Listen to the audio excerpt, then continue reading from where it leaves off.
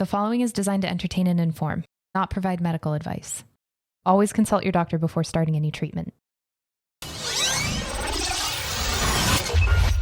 Spire.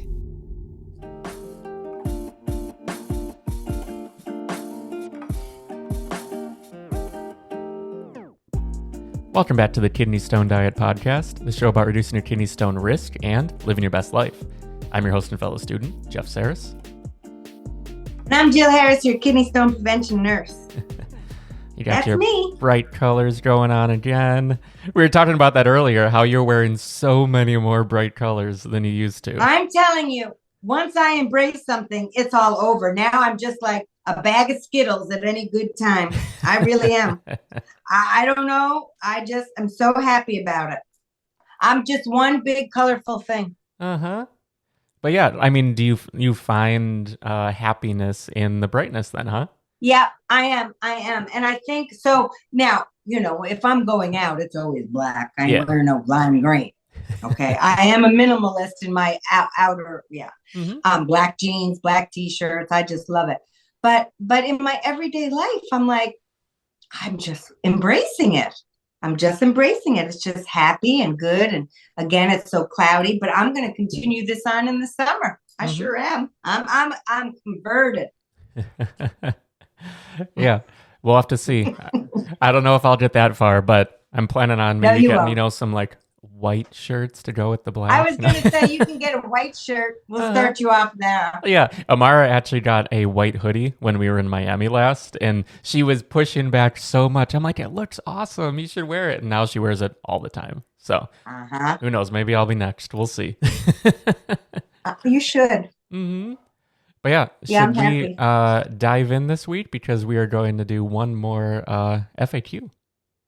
Yeah, I know, folks, the caller in things, but sometimes I'm like, oh, we need this video, because, these are questions I get every day in the Facebook group. So now we will just have a video that we can say, watch this, right? Mm-hmm. Instead of answering the same question. These are things that, for 24 years, people have asked on the daily. So we have to, and there's millions of them. I mean, I can come up with 20 in 5 minutes what we should be doing, right? There's so many. So yeah. Let's do it. It's funny, too, because now you say 24 years, and that just always reminds me that we've been doing this for years already. It feels like we just started the show, but I mean, this will be, we're at 130, so what would be 156 would be 3 years. So we're coming up on 3 years in like half a year. Yeah. So we're 2.5 years in. Doing too much math for right now, but you know what I'm saying? Yeah. When you say 24 years, I'm like, oh, wow, yeah, when we started, it was like 21 or 22. So, pretty wild. It's amazing. Yeah. Anyway, today's topic, we're talking about sweet potatoes and kidney stones. Well, already I'm excited because I know Dave, our other partner, he's going to make he'll automatically make something orange. And orange is really my favorite color. Orange is my favorite color. Nice. So yeah, I can already see the thumbnail is going to be orange. It makes me happy. Sweet potatoes. Jill, I'm so sick of not being able to have a sweet potato. Well, Christopher, who said you couldn't have a sweet potato? That's the silliest thing I've ever heard. But Jill, they're high in oxalate. Okay. And people who, I'm a gym rat. And I haven't done anything with it, but I'm a certified personal trainer too, just because I love it all. So I just got certified, and I don't have time to do anything with it, but it's the regular bodybuilder kind of diet. Sweet potato, chicken, broccoli, sweet potato, chicken, broccoli. I get a lot of fitness people that get kidney stones because they're eating 5 sweet potatoes a day. So Harvard, which is the oxalate list we use at Kidney Stone Diet, sweet potatoes for 1 cup are 28 milligrams of oxalate. Harvard says they are very high. So when people see the adjectives of very high, they just take sweet potatoes out of their diet. Because Harvard's original list has those adjectives, it will have the oxalate level, it will have the oxalate value, and it will have the oxalate level. Very high, little or none, high, moderate. And so people don't look at the numbers, they just look at what it says. So when something's listed as very high, of course, people are going to stop eating it. So people come to me and they're like, I've lost 30 pounds. I have nothing to eat. Harvard says it's very high. I give them a different way to look at this. I'm giving you 100 milligrams of oxalate and I'm putting it in a bank account. With your bank account, I'm giving you a debit card. You're grown. You're all grown. Use that debit card however you wish. Don't overdraw your oxalate bucks. So sweet potato for 1 cup is 28 milligrams. You got lots left. Okay. So what we did, Jeff and I and Dave, what we did is we made an oxalate list. It is the Harvard list. We just took away the adjectives and we call it the safe oxalate list. And you just go by the numbers. Stop looking at high and very high. It means nothing in the grand scheme of things. So if you have 100 milligrams of oxalate, if you have 100 oxalate bucks in your bank account, you can withdraw 28. Shit, you can have 2 cups if you wanted. I would pair it with some calcium-based beverage. So you can sop up that extra oxalate because calcium and oxalate bind in your intestine and the oxalate will leave through the stool. If you ate 50 milligrams of oxalate, some of that is going to be reabsorbed back into the body if it doesn't have some kind of calcium product to bind with, which is another reason people got kidney stones. They weren't getting their calcium needs met because no grown-up does. So there's a couple things before I go on. If you have malabsorption issues, maybe a gastric bypass patient, you will have maybe less oxalate in your bank account as your doctor orders because you already overabsorb oxalate because of your bariatric surgery. So check with your doctor on your own oxalate level. If you're a healthy individual and don't have any malabsorption issues, you can safely have 100 milligrams of oxalate a day. So you get rid of the adjectives and you can see there's so many foods. I spend so much of my day bringing foods back on people's plate that they didn't think they could eat. And sweet potatoes are one of those things. And remember, folks, nobody eats one of anything and gets a chronic disease. It's what we do over time in the amount that we do it. So sweet potatoes, can you keep them on a lower oxalate diet? 100%. You can have your sweet potatoes. Eat them within reason. I eat sweet potatoes, and what I do, remember, I'm little. I'm 5'2" and 118 pounds. So, but I do like sweet potatoes. So what I do when typically they're pretty big. So I'll make 1 sweet potato and I cut it up in fourths. So, and I eat a fourth with my meal and I'll have that a couple of days a week. So I just split it up. Because there's kidney stone formers in my family. So everything I ask you guys to do, I do. I haven't made a stone yet. So whatever I ask you to do, I do too. So I know it's also hard. But the oxalate portion, everyone wants to focus on that all the time. It's not hard, folks.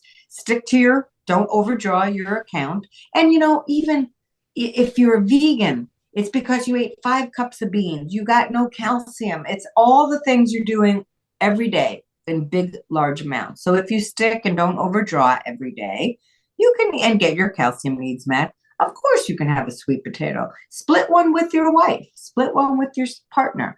Split one with your roommate. You don't have to eat the whole thing either. It's not a problem. But even if you did eat a whole sweet potato on one meal, listen, guys, just get right back on track. That's all. I'll always say that. We don't get chronic illness when we get right back on track. We get chronic illness when we have something we shouldn't have. I don't feel that way, but that's how people think about food. When we have something that is bad for us, we feel so bad about ourselves then that we continue eating poorly until, months turn into years, we gain weight, we get chronic illness, but one ding dong don't make a disease. Okay. So we need a shirt that says that. One ding dong don't make a disease. But it doesn't. It's what we do every day, year after year. So we're going to enjoy our sweet potatoes. We're not going to eat 5 of them a day like my bodybuilder friends do. And we're going to have them, you know, in a couple cups or less, split it with your partner and have it with calcium. All will be good. Promise.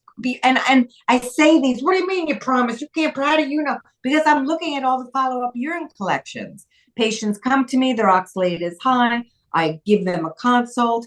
They call me for their follow-up urine collection. Everything's within normal range, or we still have work to do with some salt, Henry, you know, whatever. But the oxalate is, it always comes down. It can go, I'll have an oxalate level. Tammy comes to me when she first comes with her urine collection. It was 125. We do the follow-up a couple months later. She sends me her new urine collection. It's 28. People, it's so fixable unless you have a medical condition that's making you overproduce oxalate or overabsorb it. Otherwise, folks, kidney stone disease is not an oxalate problem once you take away the highest oxalate foods and stop eating them in any amount you want, because it's a friggin' superfood. Eat a wide variety of fruits and vegetables. The only foods I take away are almond products, because people tend to overeat and do them, and spinach, because it's over 600 milligrams a cup, and nobody just has 1 cup of spinach because it's so little. So it's all thousands of milligrams of oxalate. That's what I take away. Everything else within moderation. Everybody can lower their oxalate along with getting your calcium needs met. Bada bing, bada boom, baby. That's how we do it at kidneystonediet.com. Yeah, it is. And if you want to find the safe oxalate list, you can just Google Kidney Stone Diet, safe oxalate list, or you can go to kidneystonediet.com and type that into the search bar, and you'll find the post. Actually, I could bring it up right now. It's the safe oxalate list for kidney stones, and then you can scroll down and either do the searchable or download it by entering your email right there. But the searchable one, we still show the levels that they show on the oxalate list. It's essentially a tool to have easier access to the oxalate list that Harvard provides. So that is specifically, you'll see some of the things on there as well are very specific in terms of a type of cereal or this or that. But we wanted to present it exactly as it was represented, but we have the safe oxalate list just so you know that, okay, here's all the data, but now here's what matters. Here's what I need to focus on, or what I want. And here's the other thing. Yes, here's the other thing. The original Harvard list with all the adverbs, high, very high, is 27 pages.